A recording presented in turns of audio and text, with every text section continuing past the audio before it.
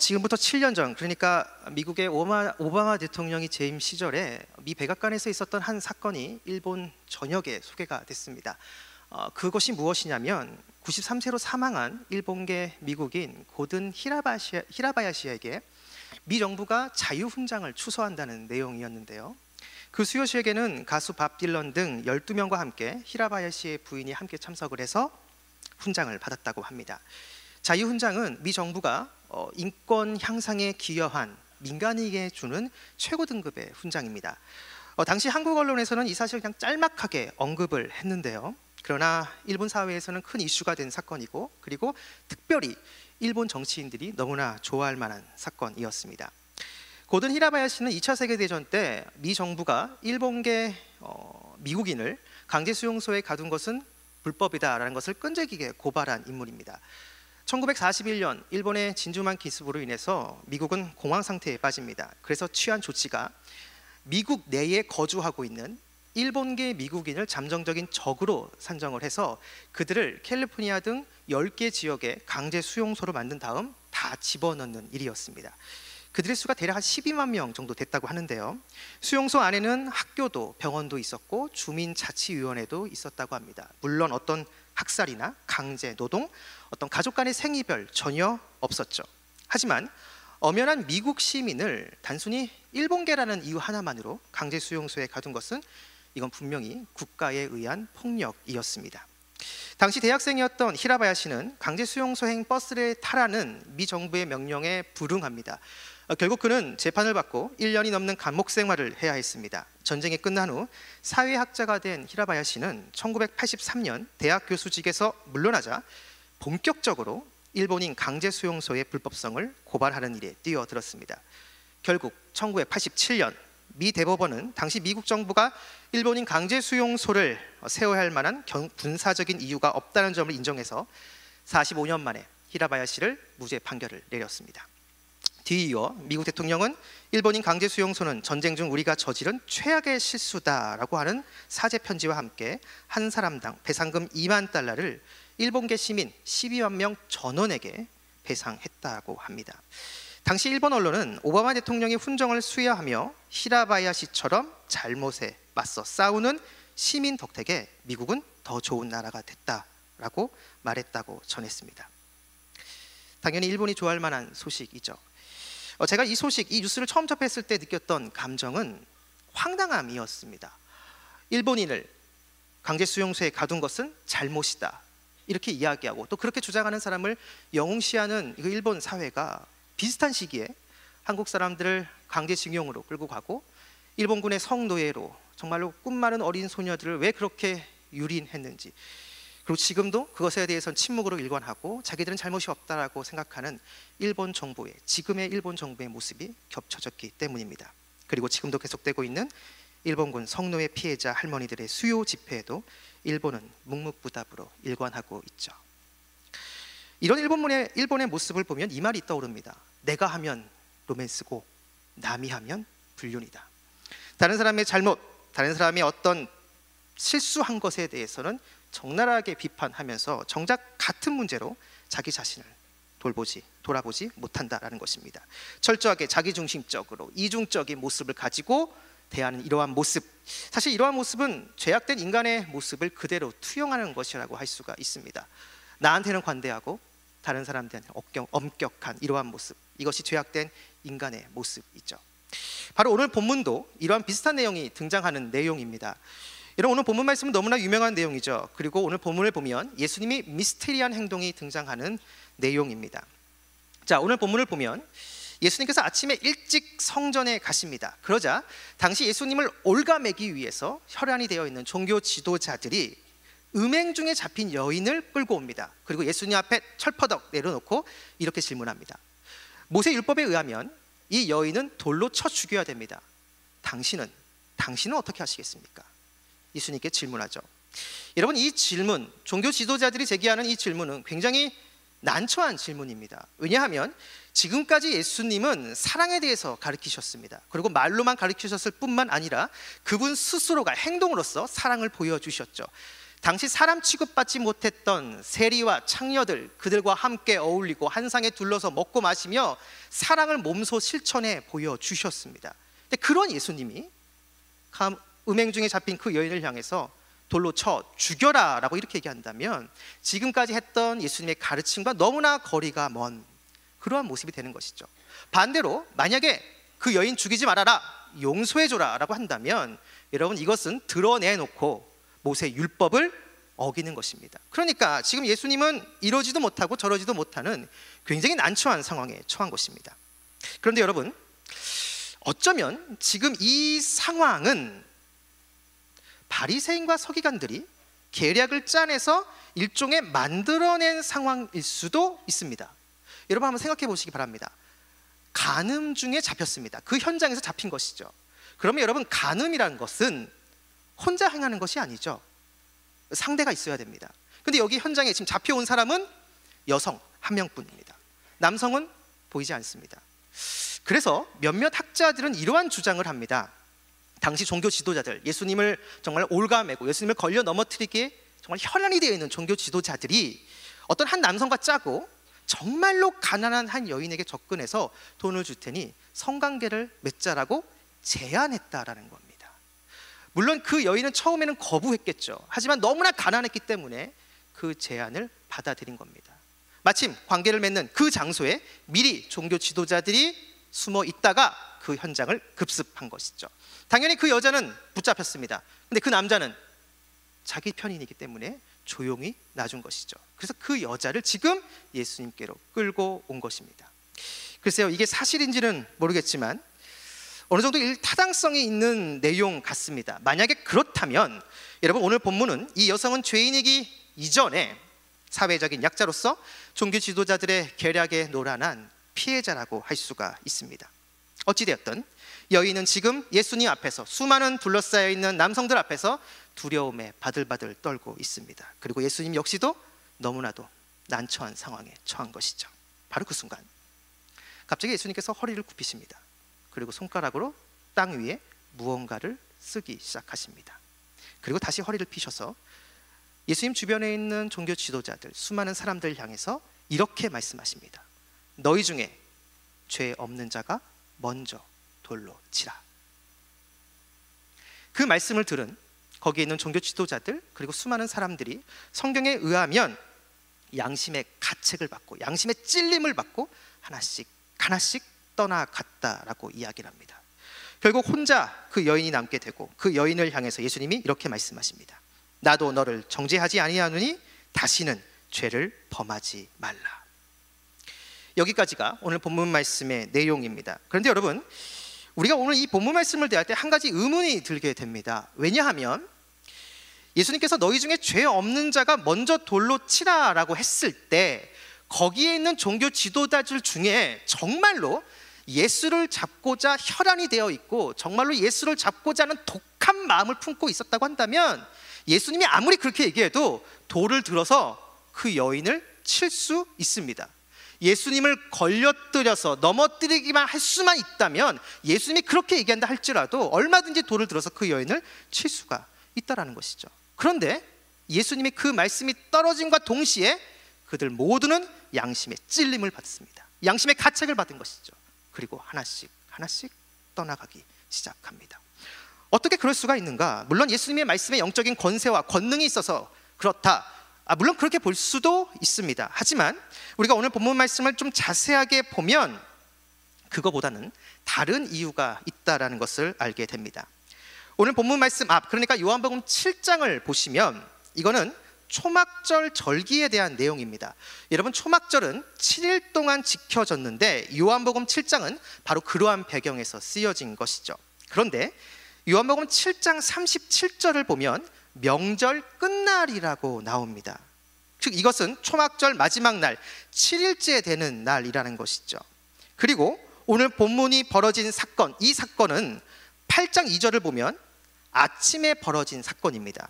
즉 초막절 7일간의 그 절기가 끝나고 그 다음 날 8일째 되는 그 아침에 오늘 본문의 사건이 발생하게 됐다는 겁니다. 그런데 여기서 우리는 이 초막절 마지막 날 7일째 되는 그 밤 저녁부터 그 8일째 되는 그 새벽까지 어떤 일이 있었는지를 한번 살펴봐야 됩니다. 당시 유대 관습에 의하면 초막절 7일째 되는 마지막째 되는 그 밤이 되면 많은 사람들이 무엇을 했느냐? 성전으로 모여듭니다. 성전 어디에 모여들었느냐? 성전 안에 여인의 뜰이라는 곳에 다 모여듭니다. 남자만 모여듭니다. 여자들은 그 성전의 뜰 주변에 있는 어떤 발코니 같은 곳에서 남자들이 모여 있는 것을 보게 되죠. 그러면 그 남자들이 모여서 무엇을 하느냐? 신나게 뛰어놉니다. 정말 신나게 뛰어논다는 것이죠. 그 여인의 뜰 내 모퉁이에 세워진 촛대에 불을 환하게 밝히고 밤새도록 여인의 뜰에서 마음껏 춤을 추며 노래를 부르며 즐겁게 뛰어놉니다. 평상시에는 근엄하고 정말로 엄숙한 종교 지도자들조차도 적어도 그 순간만큼은 밤새도록 신나게 뛰어논다라는 것이죠. 그렇게 하면서 초막절이 마무리되어져 가는 것을 즐기는 겁니다. 자, 그렇게 신나게 뛰어놀다가 새벽닭이 울면 제사장 2명이 나팔을 3번 크게 붑니다.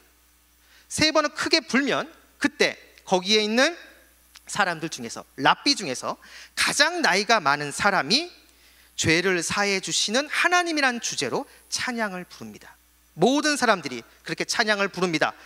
한마음이 돼서 자기의 죄를, 우리들의 죄를 용서해 달라고 하나님을 찬양하고 하나님께 간절히 기도해야 한다는 것이죠. 모든 계층, 노인이 먼저 하나님께 기도하고 그 다음 젊은이들이 하나님께 구합니다.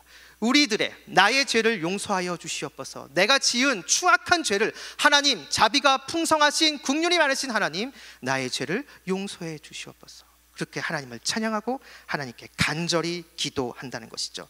그러한 찬양과 기도가 끝나면 비로소 초막절 7일째 되는 모든 행사가 끝이 나는 것입니다. 이 모든 것이 성전 안 여인의 뜰에서 벌어집니다. 그리고 그 다음 날, 그러니까 8일째 되는 그 아침, 바로 오늘 우리가 읽은 본문 말씀의 사건이 벌어지게 된 것입니다. 그렇다면 여러분, 오늘 본문 말씀 요한복음 8장에 있는 이 장소가 어디인가? 바로 8장 20절에 힌트가 있는데요. 8장 20절에 보면 예수님께서 헝금함 앞에서 말씀을 하셨다라고 나옵니다. 여러분, 당시 헝금함은 성전 안에 어디 있었느냐? 성전 안 여인의 뜰 안에 헝금함이 있었습니다. 그러니까 오늘 본문 말씀, 가늠한 여인을 예수님께서 품어주신 그 사건이 벌어진 장소는 여인의 뜰인 것입니다. 초막절 7일째 마지막 행사가 있었던 그 같은 장소에서 바로 오늘 본문 말씀의 사건이 벌어지게 된 것이죠. 자, 그렇다면 우리는 이제야 비로소 왜 종교 지도자들 그리고 예수님을 둘러싼 수많은 사람들이 예수님의 말씀을 듣고 양심의 찔림을 받고 양심의 가책을 받고 하나씩 하나씩 떠나갔는지 그 이유를 이제서야 비로소 알 수 있습니다. 불과 몇 시간 전 그들은 그 같은 장소에서 무엇을 했느냐? 하나님을 향해서 이렇게 기도했습니다. 하나님, 우리의 죄를 용서하여 주시옵소서. 하나님, 내가 지은 추악한 죄를 용서해 주시고 사하여 주시옵소서. 그렇게 하나님께 간절히 기도한 것이죠. 그렇게 간절히 기도하고 난 다음에, 나의 죄를 용서해 달라고 그렇게 기도한 다음에 몇 시간 후에 그들이 하는 짓거리가 무엇이냐? 가늠한 여인을 데리고 와서 예수님을 올가매기 위해서, 예수님을 걸려 넘어뜨리게 하기 위해서 지금 예수님을 시험하고 있다는 겁니다. 바로 그 자리에서 예수님께서 말씀하신 겁니다. 너희 중에 죄 없는 자가 먼저 돌로 치라. 바로 그 말씀을 듣는 그 순간 거기 모여있는 수많은 사람들이 양심의 가책을 받습니다. 양심의 찔림을 받는 것이죠. 방금 전까지 그들이 했던 기도가 하나님, 내가 지은 죄를 용서해 주십시오. 내가 지은 그 추악한 죄를 하나님 사해 주십시오. 그렇게 기도했는데 지금 하는 그 모습은, 그들의 모습은 연약하기 짝이 없는 한 여성을 도구로 삼아서 예수님을 죄 짓게 만들려고 하는 너무나도 교활한 짓인 것입니다. 그래서 예수님의 그 말씀을 듣는 그 순간 그들은 깨달은 것이죠. 내 안에, 자신 안에 이율배반적인 모습을 보게 된 것입니다. 그러한 이중적이고 그러한 이기적인 모습을 직시하게 된 것이죠. 그래서 양심의 찔림을 받은 것입니다. 양심의 가책을 받은 것이죠. 그래서 하나씩 떠나가게 된 것입니다. 자, 그렇다면 예수님이 땅에 쓰신 글씨가 무엇인가? 여러분, 당시 초막절 7일째 벌어지는 축제와 관련해서 랍비들이 정말 자주 했던 말이 있다고 합니다. 그것이 무엇이냐면, 하나님이 어떤 사람의 죄를 용서하시지 않는가? 그것은 바로 교만한 사람이다. 하나님은 교만한 사람의 죄를 용서치 않는다. 그리고 다니엘서 7장 10절을 인용하면서 그 교만한 자에게 임할 하나님의 심판을 경고합니다. 불이 강처럼 흘러 그 앞에서 나오며 그를 섬기는 자는 천천히요 그 앞에서 모셔선 자는 만만이며 심판을 베푸는 책들이 펴 놓였더라. 아마도 예수님은 땅에 이 다니엘서 7장 10절 말씀을 기록하시면서 자신의 죄를 용서해 달라고 하고 정작 다른 사람에게 죄를 덮어 씌우려고 하는 그들에게 경고를 한 것이라고 할 수 있을 것 같습니다. 그들은 다른 사람의 죄를 지적하고 비난하기 앞서 먼저 자기 자신을 살펴봐야 했습니다. 자기가 하나님 앞에서 지금 온전한 모습인지, 자기가 지금 하나님 앞에서 바르게 서 있는지 먼저 자기 자신을 직시하고 자기 자신을 봐야 했다라는 것이죠. 사랑하는 성락성결교회 성도 여러분, 설교 서두에 제가 일본에 대해서 말씀을 드렸습니다. 자신이 피해받은 것에 대해서는 보상받으려고 하고 정작 내가 다른 사람에게 피해 준 것에 대해서는 눈을 돌리고 외면하는 이러한 모습. 여러분, 분명 이러한 것은 바른 모습이 아닙니다. 하지만 여러분, 물론 내가 받은 피해가 잘못된 것이고 정당하지 않는 것이라고 한다면 우리는 그냥 그것을 가만히 있어서는 안 되죠. 내가 받은 피해가 정말로 부정한 것이고 정말 잘못된 것이라고 한다면 우리는 그 가해자를 향해서 잘못된 것이다, 옳지 못한 것이다 라고 지적해야 됩니다. 그 사람들의 악함에 대해서 우리는 단호하게 지적하고 비판해야 됩니다. 하지만 우리가 그렇게 지적하고 비판함과 동시에 우리가 진짜 성숙한 그리스도인이라고 한다면 그렇게 비판하고 지적함과 동시에 내 안에도 그러한 악함이 있는 것은 아닌지 나 자신을 돌아보고 나 자신을 성찰하는 모습이 우리 안에 있어야 된다라는 것입니다. 여러분이 잘 아는 요한계시록은 악인들에 대한 심판, 하나님의 최후의 심판이 기록된 하나님의 말씀입니다. 마지막 때, 종말의 때에 가서 하나님은 반드시 악과 그리고 악인들을 철저하게 심판하십니다. 여러분, 그렇다면 모든 사람들의 바람이겠지만 요한계시록이 그러한 내용이라고 한다면 요한계시록이 시작될 때부터 처음부터 그 악에 대해서, 그 악인에 대해서 철저하게 하나님이 심판하는 모습이 나왔으면 좋겠다라는 생각을 갖습니다. 근데 여러분, 요한계시록의 처음에 그렇게 악과 악인에 대한 심판이 처음 등장하는 것이 아니라 처음에 무엇이 등장하냐면 요한계시록 2장과 3장에 보면 서아시아 7교회를 향해서 예수님께서 말씀하십니다. 각 교회마다 그들이 잘한 점, 그들이 잘 못한 점을 철저하게 냉철하게 분석해서 하나님께서 말씀하시죠. 그리고 나서 그 다음에 악인에 대한 심판이 등장한다는 겁니다. 저는 요한계시록의 이 순서가 굉장히 중요하다고 생각합니다. 하나님이 악인을 심판하는 주제 너무나 중요합니다. 정말로 중요하죠. 그런데 요한계시록을 보면 그 앞에 무엇이 등장하느냐? 성도로 하여금, 교회로 하여금 자기 자신을 먼저 돌아보도록 하나님이, 우리 주님께서 말씀하십니다.